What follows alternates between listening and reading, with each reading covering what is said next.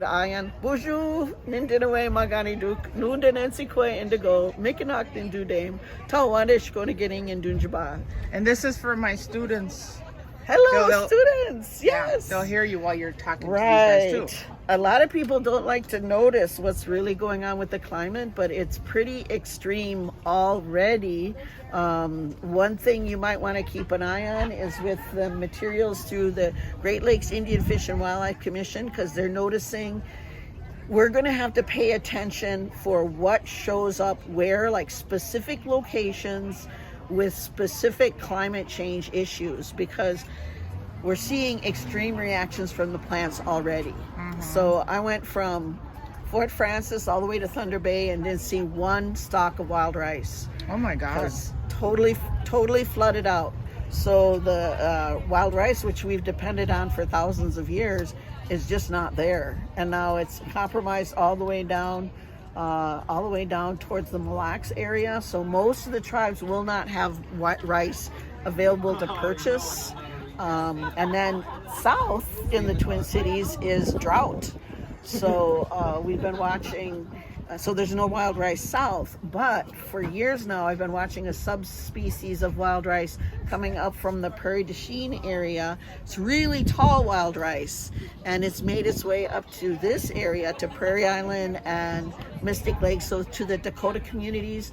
So for the first time in over 100, maybe 200 years, the Dakota folks were able to harvest a little bit of rice in the Minnesota River. So there's rice appearing here now, but it's 13 feet tall. So how do you harvest it? Because it's really tall. You can't do what people think about. So you'll see there are areas where you can still find it. They're rare, and sometimes the water levels were managed by humans or by springs. So there's some areas where the water levels were managed. But when the plants are ready, it's totally turned on its end. So yesterday I was down by Mankato, and normally I would look for cardinal flowers, the lobelia, anything in the lobelia family, in July 4th. They were blooming yesterday, and it's the middle of September. So, and to me, I don't understand what they were looking for the conditions to come forward. But I was telling Linda Black Elk and I were both agreeing that everything seemed to be ripe as far as the berries at the same time, which is totally not the way it used to be. If you look at our old Dakota calendars or Ojibwe calendars, they're oriented to food sources and when they're ready. Well, this year, during July, I went to pick up in Superior National Forest, and everything was ready at once. So there was, in one area the size of where I am right here, the strawberries were ready, the blueberries were ready, the pin cherries were ready, the choke cherries were right there and edible, and the thimbleberries were ready, which should be ready right now in September. So things are not predictable. And we're lucky if they're able to show up. We've been getting visits from the Oklahoma Native communities who are saying, we don't have anything because it was extreme heat and no water. And then yesterday we had a visit from the Lakota, the Rosebud community, and they said, normally we would go out and pick Tipsila, but we couldn't pick Tipsila. None of it came up because there was no water. So you see the extremes of the drought and the flood. So with extreme water, extreme temperatures, there's going to be extreme reactions to food. So for the Oklahoma folks too, they were saying, well, the steers and the cows are dying from the extreme heat. They don't have water and it's too hot, so they can't live. So we have to really be thinking as human beings, conscientious about what plants will show up. One thing I can say that's positive is Sean Sherman was asking for some of the things that we would normally consider weeds, like purslane, lamb's quarters, shepherd's purse, oxalis, some of those that normally people would tear out of their garden and throw away. We have to rethink those, because if they're willing to put up with extreme climate changes, that they're food, and we have to thank them and be mindful of them and consider them as food sources.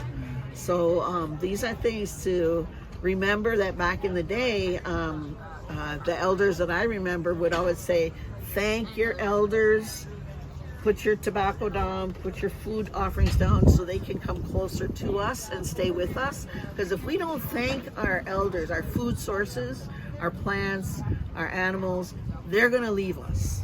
So they didn't mean just the human elders. They meant the plants, the animals, even the insects. I remember I truly believed that when things came to a more challenging time that we could rely more on the insects.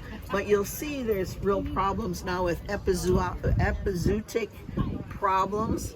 So what that means is not only are the people having pandemics, but the insects are having pandemics, and the animals are having pandemics, and the trees are having pandemics. When I go to gather birch, there's 8 different climate-related diseases that the birch trees are suffering. So we have to always be thinking about, like, who's able to survive and who's able to work with what's going on here. I don't mean to frighten young people. I mean to say we need to be thankful. We need to remember to thank our spirits, to thank the elders, to thank the spirits that are around us, and that time doesn't flow the way we think it flows. Physics knows that, our elders knew that. You know, remember that there's different dimensions that go up this way and down that way. So don't get too frightened. Being frightened isn't going to be helpful. Look to do the changes that can support all of us. I see what, like, one of the land people who works for Mystic Lake, she's been encouraging the plants to come back. When you bring back some plants, others usually come with them.